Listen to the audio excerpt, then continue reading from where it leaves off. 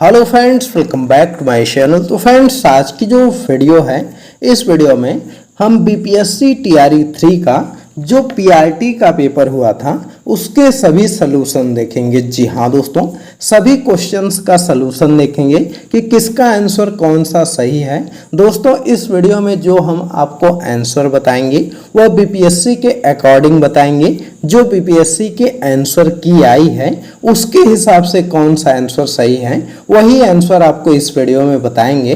तो चलिए इस पेपर को पूरा देखते हैं, पूरा एनालिसिस करते हैं कि किस क्वेश्चन का कौन सा आंसर आपका सही होगा। तो चलिए वीडियो को स्टार्ट करते हैं। उससे पहले अगर आप लोग चैनल पर नए हैं तो चैनल को जरूर सब्सक्राइब कर लीजिएगा। चलिए दोस्तों वीडियो स्टार्ट करते हैं। तो दोस्तों, यह जो हमने सेट लिया है वह सेट नंबर एच लिया है, तो यहाँ से आप मिला सकते हैं। सेट एच को लिया है और इसमें जो है हमने 31 जो प्रश्न है वहाँ से शुरू किया है। इसके पहले जो 30 प्रश्न आपके लैंग्वेज के आते हैं उन सभी प्रश्नों को हमने छोड़ दिया है, क्योंकि वह आपका सिर्फ क्वालिफाइंग होता है, तो इसलिए जो है कि उन प्रश्नों को छोड़ दिया है। 31 से हम सभी प्रश्नों को देखेंगे। तो चलिए इसको स्टार्ट करते हैं। तो देखिए 31 में वाला जो प्रश्न आपका आया था वह आया था कि प्रधानमंत्री लाल बहादुर शास्त्री ने भारतीय राष्ट्र के आधारभूत मूल्यों उद्देश्यों को चुनौती देने वाले निम्न में से किन मुद्दों का सामना किया था। तो इसका जो सही आंसर है वह आपका ऑप्शन नंबर बी माना गया है। 1965 ईस्वी में पाकिस्तान के साथ युद्ध, तो यह वाला ऑप्शन सही हो जाएगा। अगला प्रश्न आपका था कि पृथ्वी एवं सूर्य के बीच अधिकतम दूरी होती है। तो देखिए पृथ्वी और सूर्य के बीच जो अधिकतम दूरी होती है वह ऑफशोर में होती है, तो यह सी वाला ऑप्शन आपका सही है। बीपीएससी द्वारा सही ऑप्शन माना गया है। अगला प्रश्न आपका आया था कि रासायनिक भाषा में मोर्चा क्या है।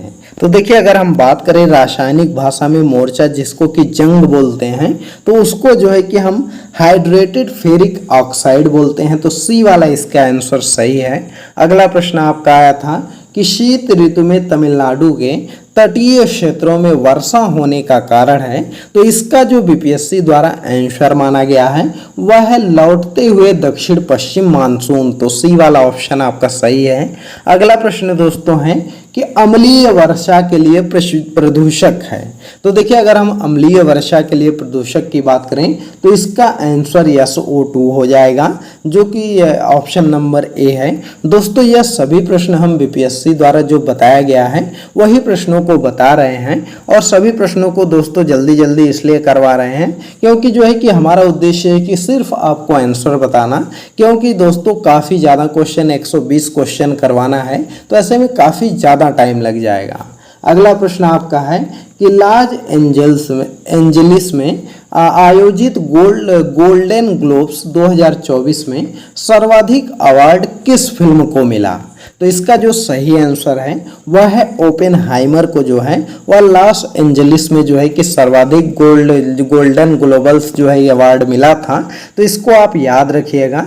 अगला प्रश्न आपका है कि एक आयत का क्षेत्रफल, जो कि यह मैथ्स का देखिए क्वेश्चन आ गया है, जो कि 30 सेंटीमीटर स्क्वायर दिया गया था और परिमाप 26 सेंटीमीटर स्क्वायर, इसकी जो है कि लंबाई आपका पूछा गया था, तो इसका जो सही आंसर है वह ऑप्शन नंबर बी है। 10 जो है कि इसका आंसर आएगा। अगला प्रश्न है कि निम्न में से किस फसल को नदी में नहीं उगाया जा सकता है। तो इसका देखिए जो सही आंसर आपका माना गया है वह बीपीएससी के अनुसार ऑप्शन नंबर डी माना गया है, उपयुक्त में से एक से अधिक। अगला प्रश्न है कि किस नदी के किनारे को पश्चिम बंगाल सरकार टी पार्क के रूप में विकसित करने की योजना है। तो देखिए अगर हम बात करें तो पश्चिम बंगाल सरकार की टी पार्क के रूप में जो विकसित करने की योजना है यह है हुगली नदी को, तो सी वाला ऑप्शन आपका सही हो जाएगा। अगला प्रश्न है कि बिहार में बिहार जाति सर्वेक्षण 2023 द्वारा निम्नलिखित में से कौन सा तथ्य उजागर हुआ। तो इसका जो सही आंसर है वो उपयुक्त में से एक से अधिक माना गया है। अगला प्रश्न है कि प्रथम गोलमेज सम्मेलन में भारत का गवर्नर जनरल कौन था। तो उस समय भारत का जो गवर्नर जनरल था वह लॉर्ड इरविन था। ए वाला आंसर बीपीएससी द्वारा माना गया है। अगला है लाइकेंस में शैवाल एवं कवक का रिश्ता पारिस्थितिकी में क्या कहलाता है?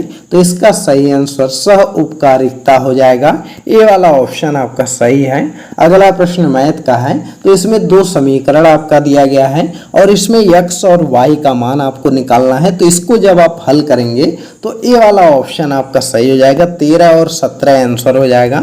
अगला प्रश्न देखते हैं। अगला प्रश्न आपका काफी बड़ा है, इसको आप पढ़ लीजिएगा। बिल्किस बानो जो आपका जो केस चला था उसी पर यह प्रश्न है। इसका जो आंसर माना गया है वह ऑप्शन नंबर डी है कि इनमें से एक से अधिक वाला ऑप्शन सही है। अगला प्रश्न देखते हैं दोस्तों। अगला प्रश्न आपका है कि निम्न में से कौन 1953 में राज्य पुनर्गठन आयोग के सदस्य थे? तो इसका जो सही आंसर अगर हम बात करें तो इसका जो सही आंसर हो जाएगा वह ऑप्शन नंबर डी है, क्योंकि इसमें एक से अधिक जो है ऑप्शन सही हैं। अगला प्रश्न दोस्तों आया था, देखिए यह 46 प्रश्न था आपका, रीजनिंग का प्रश्न था, जिसमें कि आगे की संख्या आपको बतानी थी। जब इसको दोस्तों सॉल्व करेंगे तो इसका जो सही आंसर वह ऑप्शन नंबर ए हो जाएगा, 77 जो है इसका आंसर होगा। अगला प्रश्न यह है। अगला प्रश्न देखिए आपका मैथ्स का क्वेश्चन था, जिसको कि आपको सॉल्व करना था और भाग देने पर जो आंसर आ रहा था ऑप्शन नंबर ए आ रहा था, तो ए वाला ऑप्शन सही हो जाएगा। अगला प्रश्न है, खाद्य श्रृंखला में कीट भक्षी पौधे के पौष्टिक स्तर का नाम क्या है? तो कीट भक्षी पौधा जो होता है वह उत्पादक ही होता है, तो ए वाला ऑप्शन सही है। अगला प्रश्न है कि भारत देश की अधिकतम अंतर्राष्ट्रीय सीमा है, तो यह जो है कि अंतर्राष्ट्रीय सीमा जो है वह बांग्लादेश के साथ भारत की अंतर्राष्ट्रीय सीमा है। अगला प्रश्न आपका था, यह रीजनिंग का प्रश्न था, तो इसका जो सही आंसर है वह ऑप्शन नंबर ए हो जाएगा, 50 जो है कि इसका आंसर आएगा। अगला प्रश्न है, सोनार तकनीक का प्रयोग होता है? तो देखिए अगर हम बात करें सोनार तकनीक का जो प्रयोग होता है तो इसका जो सही आंसर माना गया है वह ऑप्शन नंबर डी माना गया है, एक से अधिक वाला विकल्प। अगला प्रश्न देख लेते हैं दोस्तों। यह है, कुछ निर्वाचन क्षेत्रों में 2016 से उपचुनाव हेतु मतदान निम्न में से किस राज्य में निरस्त किया गया था? तो इसका जो है ऑप्शन नंबर ए हो जाएगा, तमिलनाडु में। अगला प्रश्न है, भारत के नए संसद भवन में सांसदों के निलंबन का रिकॉर्ड निम्नलिखित में से कौन सा था? तो इसका भी ऑप्शन आपका उपयुक्त में से एक से अधिक हो जाएगा। अगला प्रश्न आपका है कि किस क्षेत्र में चीन अपना पवित्र क्षेत्र होने का दावा करता है? तो इसका जो सही आंसर है वह है ताइवान, बी वाला ऑप्शन आपका सही है। अगला प्रश्न है, छितरे हुए वृक्षों वाले घास के मैदान कहलाते हैं? तो छितरे हुए वृक्षों वाले जो घास के मैदान हैं वह आपके सवाना कहलाते हैं, सी वाला ऑप्शन हो जाएगा।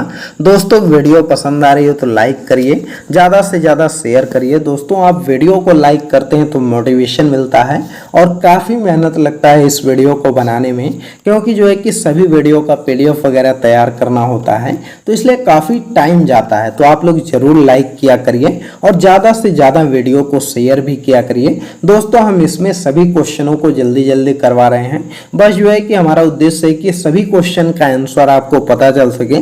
कभी जो है कि इस पर पूरा डिटेल से वीडियो बताएंगे, अच्छे से जो है कि एक्सप्लेन करके वीडियो बनाएंगे। अगला प्रश्न आपका मैथ का आया था, जिसमें कि आपको विकर्णों की लंबाइयां वगैरह दी गई थी, इसका आपको परिमाप बताना था। तो ये वाला ऑप्शन आपका सही था, यह अंडर रूट जो है कि 4a² b² है। अगला प्रश्न देख लेते हैं। अगला प्रश्न आया था कि बंगाल के विभाजन को किसके कार्यकाल में वापस लिया गया था? तो इसका जो सही आंसर आपका हो जाएगा वह हो जाएगा लॉर्ड हार्डिंग के समय में जो है वह बंगाल के विभाजन को जो है कि वापस लिया गया था। अगला प्रश्न आपका है कि निम्नलिखित में से बिहार में सबसे पुरानी नदी घाटी परियोजना कौन सी है? तो इसका जो BPSC द्वारा आंसर है वह ऑप्शन नंबर आपका सी माना गया है, दामोदर नदी घाटी परियोजना।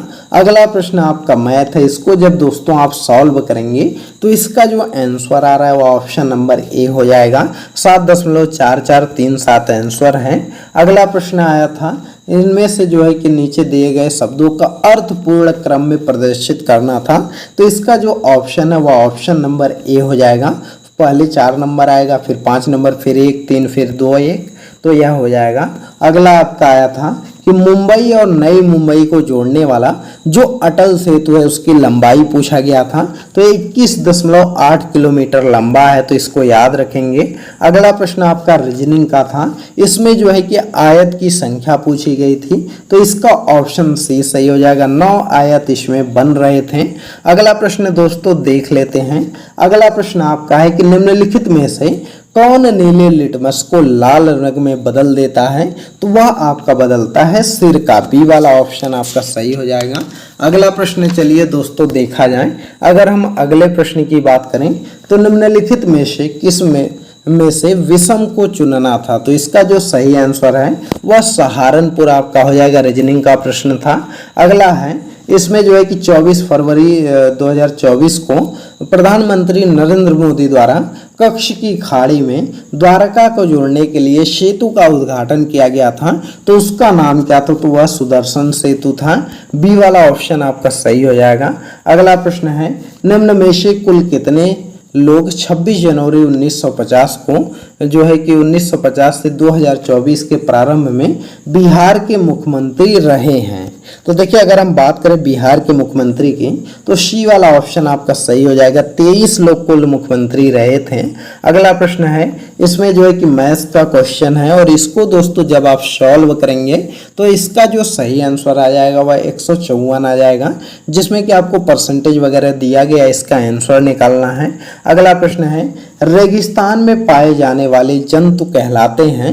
तो देखिए, अगर हम बात करें रेगिस्तान में पाए जाने वाले जो जंतु कहलाते हैं वह आपका डेजर्टी कोलस हो जाएगा। सी वाला ऑप्शन आपका सही हो जाएगा। अगला प्रश्न आपका है कि निम्नलिखित में से कौन सा गर्म खून का प्राणी है? तो इसका जो सही आंसर आपका है यह उपयुक्त में से कोई नहीं हो जाएगा। ई वाला ऑप्शन आपका बीपीएससी द्वारा माना गया है। चलिए अगला प्रश्न देखते हैं। अगला प्रश्न है कि ब्रह्म समाज का प्रभाव मुख्यतः सीमित था। तो ब्रह्म समाज का समाज जो है वह शहरी शिक्षित वर्ग में केवल सीमित था, इसको याद रखेंगे। अगला है, यह प्रश्न दोस्तों काफी ज्यादा विवादित है और इसका जो बीपीएससी द्वारा आंसर माना गया है वह आपका आंसर नंबर सी माना गया है। यम जो है कि इसका आंसर होगा। इसमें जो है कि जेंडर क्लियर नहीं है, लेकिन बीपीएससी द्वारा इसका ऑप्शन सी माना गया है। चलिए अगला प्रश्न देखते हैं। अगला प्रश्न आपका है, इसमें देखिए आपको चिड़ियाघर में दर्शनार्थियों की संख्या दी गई है, तो इसमें जो आंसर आपका आएगा यह 390 आएगा। सी वाला ऑप्शन आपका हो जाएगा।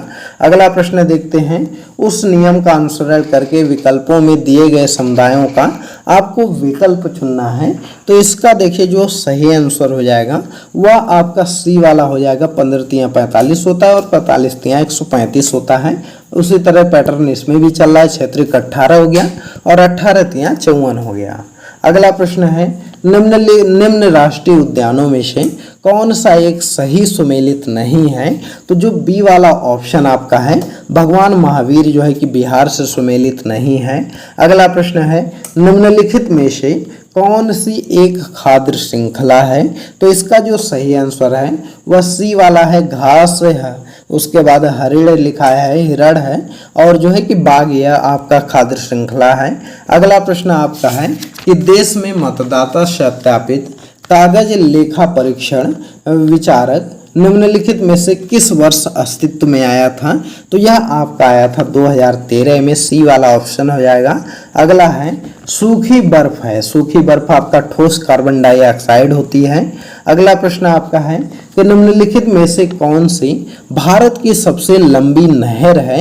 तो यह आपका ऑप्शन नंबर ए सही है। इंदिरा गांधी नहर जो है यह भारत की सबसे लंबी नहर है। अगला प्रश्न आपका है कि कारगिल किस नदी के किनारे पर स्थित है? तो कारगिल की अगर हम बात करें तो यह आपका सुरु नदी के किनारे पर स्थित है। अगला प्रश्न है, देखिए इसमें जो है कि ए 15 दिन काम करता है, बी 8 दिन काम करता है, तो काम वगैरह पूछा गया है। तो इसका जो सही आंसर आपका हो जाएगा वह आपका क्या हो जाएगा? सी वाला ऑप्शन हो जाएगा। एक इसका आंसर आएगा। अगला प्रश्न है, मृदा का पलभार करना संबंधित है, तो इसका जो सही आंसर है वह है डी वाला ऑप्शन। तो डी वाला ऑप्शन सही हो जाएगा। अगला है 82 नंबर। तो इसका जो है देखिए आदित्य L1 के बारे में पूछा गया है, तो इसमें भी डी वाला ऑप्शन आपका सही है। एक से अधिक विकल्प इसमें सही दिया गया है। अगला प्रश्न आपका है कि देखिए इसमें रीजनिंग का प्रश्न है और इसमें पूछा गया है कि कौन सा जो है कि इससे नहीं बनाया जा सकता है, तो वह आपका जो है पेंटर है या नहीं बनाया जा सकता। इसके अलावा सभी वर्ड बनाए जा सकते हैं। अगला प्रश्न आपका है कि बाढ़ को रोकने के लिए सबसे उत्तम विधि कौन सी है, तो सबसे उत्तम विधि जो है वह वन रोपण सबसे उत्तम विधि है। अगला प्रश्न आपका है कि बिहार का उग्र कृषक नेता कौन था, तो उग्र कृषक नेता की बात करें तो स्वामी सहजानंद सरस्वती थे। अगला प्रश्न है संघ इकाइडोडर्मेटा के लिए क्या सत्य है, तो इसका जो सही आंसर है वह उपयुक्त में से एक से अधिक हो जाएगा, ये या डी वाला ऑप्शन आपका सही हो जाएगा। अगला प्रश्न है कि निम्न में से कौन सा एक भूकंप गंभीर और विध्वंसकारी है, तो इसका जो सही आंसर है वह भ्रंश मूलक भूकंप जो है वह विध्वंसकारी होता है। अगला है बंकिम चंद्र चटर्जी के उपन्यास आनंद मठ प्रकाशित किया गया था, तो वह आपका कब किया गया था, तो यह आपका 1882 ईस्वी में प्रकाशित किया गया था। अगला प्रश्न आपका मैथ्स का है और इसमें जो है कि आपको आंसर बताना है। तो देखिए इस वाले क्वेश्चन को जब दोस्तों आप सॉल्व करेंगे तो इसका जो आंसर आपका आ रहा है वह ऑप्शन नंबर सी हो जाएगा, 2 इसका आंसर हो जाएगा। अगला प्रश्न है कि भारतवर्ष में संपूर्ण आर्थिक उदारीकरण निम्न में से किस वर्ष प्रारंभ हुआ था, तो यह आपका प्रारंभ हुआ था 1991 में। तो दोस्तों यह आपके कुल लगभग 60 प्रश्न हो गए। अभी 60 प्रश्न हम लोग और देखेंगे। तो दोस्तों यह वीडियो आपको कैसी लग रही है कमेंट करके बताइएगा।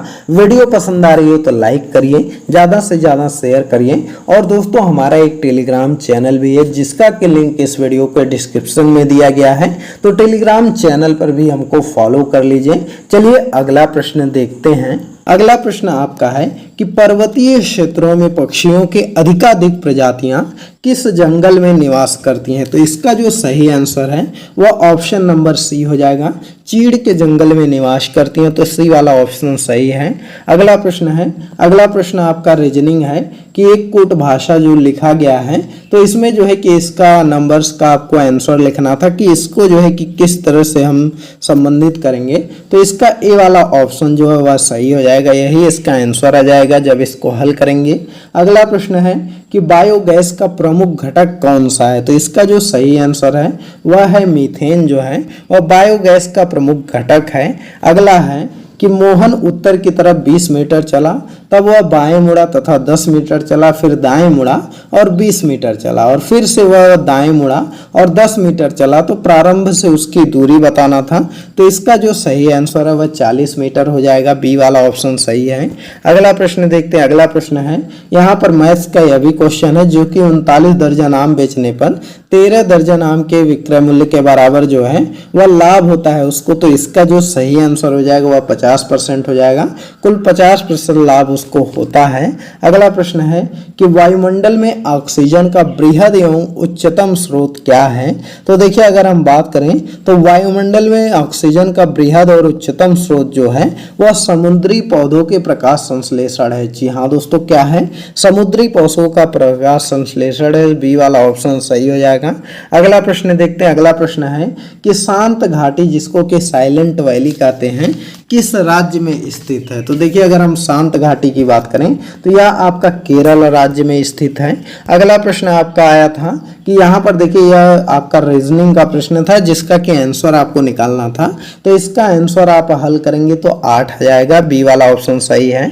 अगला प्रश्न है कि किन देशों की अंतरिक्ष एजेंसियों ने जो है कि एक्स को अंतर्राष्ट्रीय अंतरिक्ष स्टेशन का दौरा आयोजित करने की अनुमति दी थी, तो इसका जो सही आंसर है वह ए वाला हो जाएगा, तुर्की, स्वीडन और इटली ने।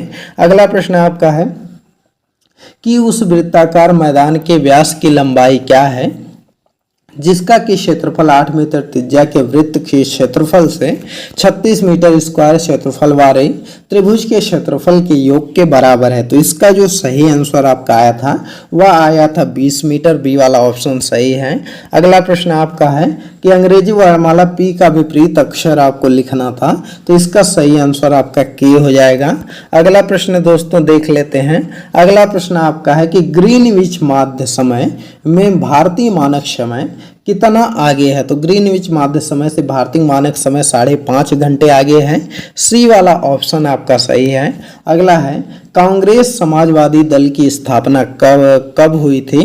तो इसका जो सही आंसर है वह है उपयुक्त में से कोई नहीं, क्योंकि कांग्रेस समाजवादी दल की जो स्थापना हुई थी यह अक्टूबर जो है कि 1934 में हुआ था। अगला प्रश्न है कि इंदिरा गांधी राष्ट्रीय कला केंद्र ने संपूर्ण भारत में भाषा सर्वेक्षण कर भाषा एटलस बनाया और यह केंद्रीय संस्कृति मंत्रालय के अंतर्गत स्वायत्त निकाय भारत के भाषा एटलस से क्या अभिप्राय है। तो देखिए दोस्तों, अगर हम इसका सही आंसर की बात करें तो यह आपका बी वाला ऑप्शन हो जाएगा। यह भारत का एक लैंग्वेज मैपिंग प्रोग्राम है। अगला प्रश्न है 50 विद्यार्थियों की एक कक्षा है जिसमें कि जो है कि अविरत का क्रमांक 25 है, तो अंत से उसका क्रमांक बताना है, तो वह आपका 26वां हो जाएगा। सी वाला ऑप्शन आपका हो जाएगा। अगला प्रश्न आपका है कि निम्नलिखित में से कौन सा एक वानस्पतिक हार्मोन्स है।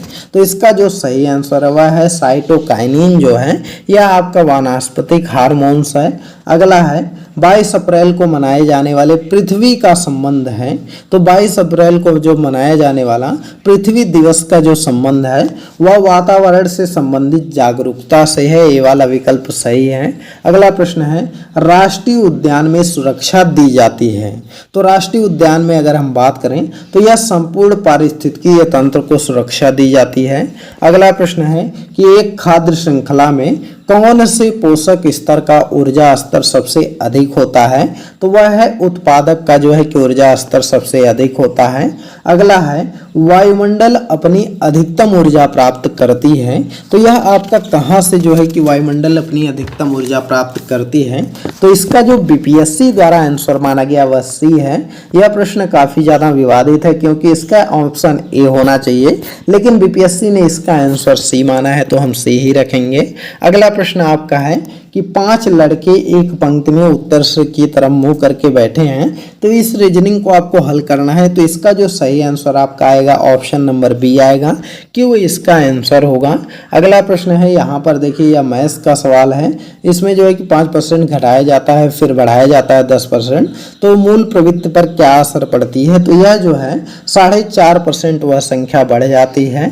अगला प्रश्न है कि उल्टे एवं सीधे दोनों प्रकार के पारिस्थितिकीय पिरामिड किसमें पाए जाते हैं। तो इसका जो सही आंसर है वह ऑप्शन नंबर डी हो जाएगा, उपयुक्त में से एक से अधिक। अगला प्रश्न देखते हैं दोस्तों। अगला प्रश्न आपका है कि एक विद्युत फ्यूज किस प्रभाव पर कार्य करता है। तो एक विद्युत फ्यूज की बात करें तो वह आपका जो है कि विद्युत धारा के तापीय प्रभाव पर कार्य करता है। दोस्तों यह सभी प्रश्न हम जो है कि आपका बीपीएससी द्वारा जो आंसर माना गया है उसी के हिसाब से करवा रहे हैं। अभी जो है कि हम एक्सप्लेन नहीं कर रहे हैं, एक वीडियो और बनाएंगे जिसमें कि आपको पूरा अच्छे से हर एक प्रश्न को डिटेल से हल करेंगे। तो इसमें सिर्फ आंसर हम लोग देख लेते हैं। अगला प्रश्न है कि भारतवर्ष तथा उसके पड़ोसियों के संबंध में के संदर्भ में आपको कौन सा कथन सही है वह बताना है। तो इसका जो सही आंसर है वह है डी वाला विकल्प आपका सही हो जाएगा। अगला प्रश्न आपका आया था कि प्राचीन भारतीय धातु कर्म का, इसमें जो है कि प्राचीन भारतीय धातु कर्म का आश्चर्य लौह स्तंभ स्थित है। तो इसका जो सही आंसर है वह आपका क्या हो जाएगा, दिल्ली में आपका स्थित है।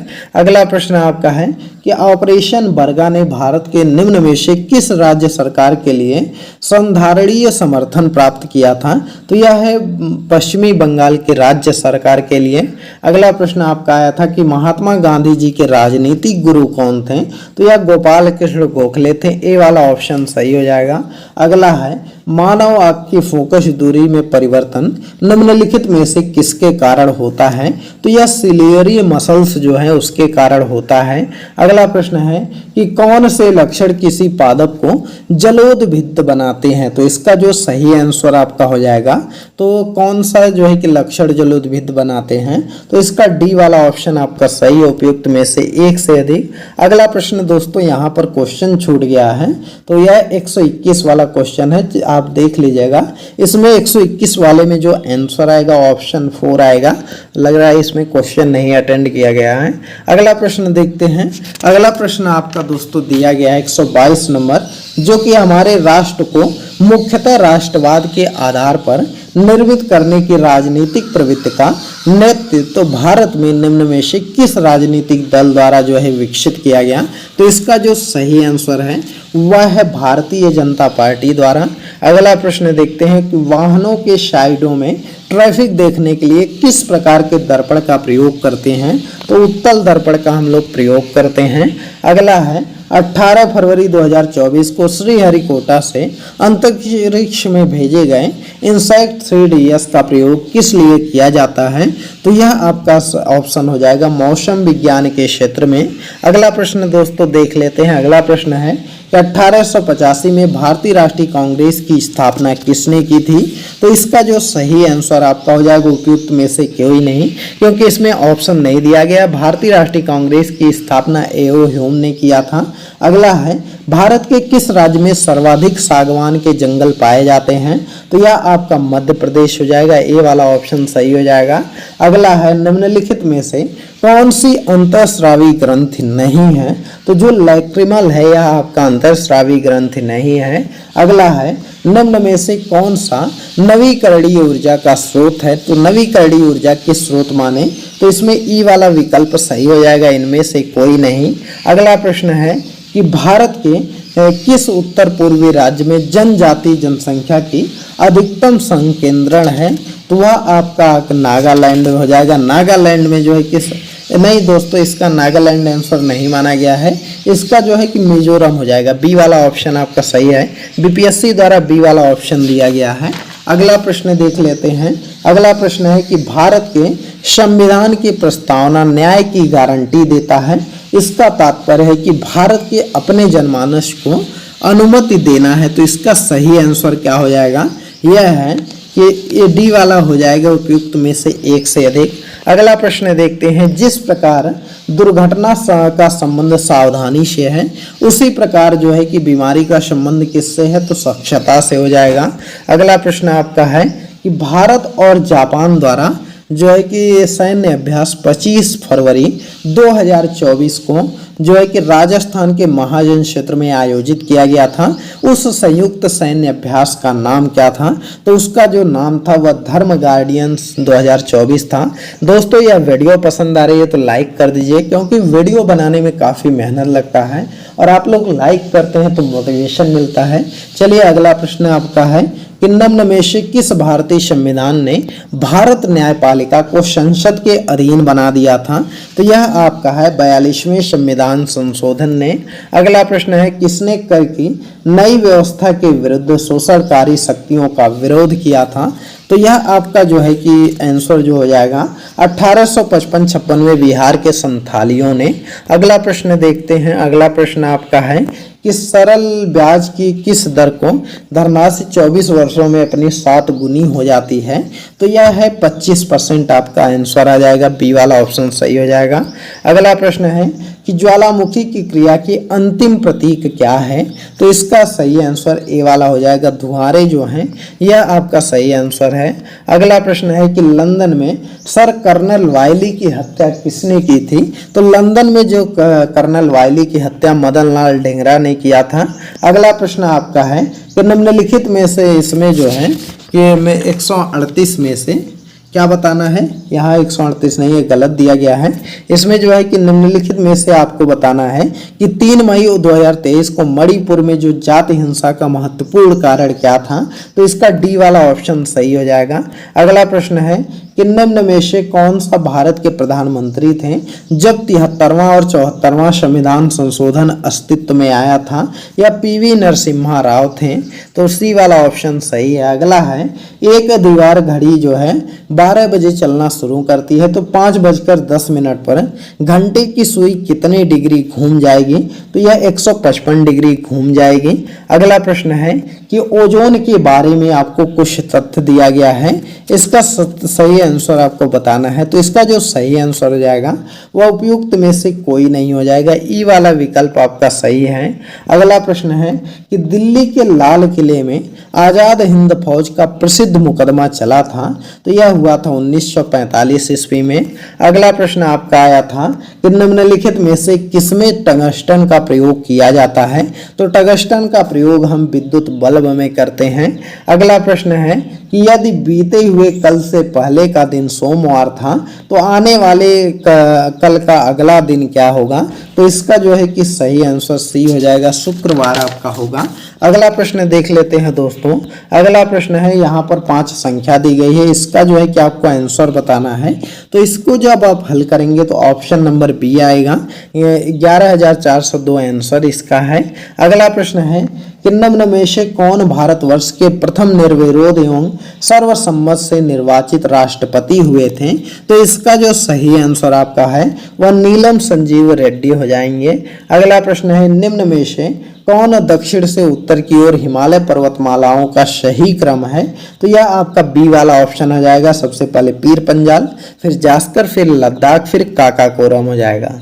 अगला है पद्म श्री उषा किरण खान के निम्नलिखित उपलब्धियां क्या थीं, तो इसका सही आंसर आपका डी वाला हो जाएगा, उपयुक्त में से एक से अधिक। अगला प्रश्न आपका है कि हवा की गुणवत्ता एवं वायु प्रदूषण नियंत्रण एसपीएम प्रयोग होता है, तो एसपीएम का क्या फुल फॉर्म होता है, तो एसपीएम का जो तात्पर्य है वह निलंबित कणिका तत्व होता है, बी वाला ऑप्शन सही हो जाएगा। अगला है बिहार में वहाबियों की गतिविधियों का मुख्य केंद्र क्या था, तो बिहार में वहाबियों की गतिविधियों का मुख्य केंद्र आपका पटना था। तो दोस्तों यह आपके 120 क्वेश्चन हो गए, जो कि 31 नंबर से लेकर के 150 नंबर तक के क्वेश्चन थे, और यह हमने सेट एच करवाया है, जो कि बीपीएससी टीआरई 3 का जो एग्जाम हुआ था। तो आप लोग अपने क्वेश्चन को मिला लीजिए, कितने प्रश्न आपके सही हो रहे हैं। यह सभी आंसर हमने जो बीपीएससी ने इसका आंसर माना है उसको जो है कि हमने इस वीडियो में बताया है। तो यह वीडियो आपको कैसी लगी कमेंट करके बताइएगा, और वीडियो पसंद आई हो तो लाइक करिए, ज़्यादा से ज़्यादा शेयर करिए, और चैनल पर नए हैं दोस्तों तो चैनल को जरूर सब्सक्राइब कर लीजिएगा। चलिए मिलते हैं अगली एक नई वीडियो में एक नए टॉपिक के साथ, तब तक के लिए बाय बाय।